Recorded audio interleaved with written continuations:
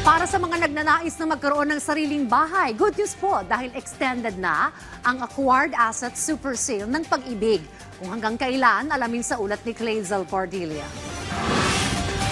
Sandamakmakman ang gastusin ngayong holiday. Sinisikap ng admin assistant na si Arisa na makatipid para makabili ng sariling bahay. Nag-iipon po ako sa Alakansya. Pag pupunta ako sa work ko, naglalakad ako, tapos may baon ako, nagluluto ako sa bahay, para po makaipon ako ng gusto ko pong dream house. Ang good news sa mga nais magkaroon ng sariling bahay, pinalawig pa ng Pag-ibig ang Acquired Assets Super Sale hanggang December 31. Alinsunod ito sa utos ni Pangulong Ferdinand R. Marcos Jr. na gawing mas abot kaya ang pagkakaroon ng sariling bahay para mas maraming Pilipino ang makinabang. Aabot sa 40% ang diskwento sa mga alok na bahay ng Pag-ibig. Pinababa ang paunang bayad sa 3% mula sa dating 5% para mas magaan ang simula ng pagbili. Pinayagan na rin ang mga buyer na mag-bid sa hanggang 3 property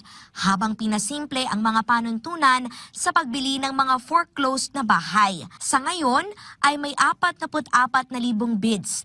18,000 na ang nanalo. Papalo sa 5,000 bahay at lupa ang ipapaskil para sa auction bago matapos ang taon. Maaaring mag-apply sa pamamagitan ng online public auction ng Pag-ibig Fund sa pag-ibigfundservices.com gamit ang cellphone o computer. Clazel Cordelia para sa Pambansang TV sa Bagong Pilipinas.